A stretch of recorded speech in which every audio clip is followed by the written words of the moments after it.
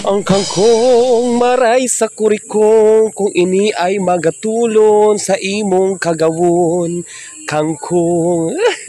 Rimate ang kangkong sa kunin siya bibikrat ukon ko. Ang nagtataba pati ka puwerti.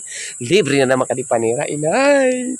Rimate ka sa akin siya bibikrat. Ang kangkong mo, ubuson ko na naman kaan. Wow, kadakul kangkong. Mau ko akong kangkong puwerti ka ding adong.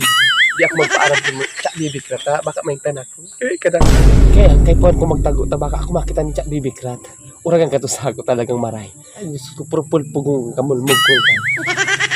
Kung gusto ko kapwerte ng mga kangkong ni Tsak bibikrat. Kapwerte kang tanom ng tataba. Rimat ka din. Libre na naman kita sa panin.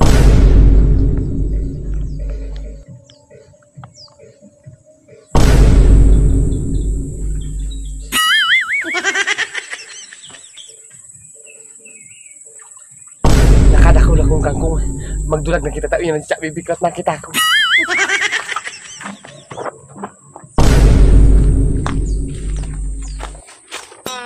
Kan si Bibi kik talaga kinasta na naman sa kangkong ko. Di pa nga kita nakagugusi. Amo na naman tulos na kaprimero. Diyos ko di pagdudulag Bibi kik.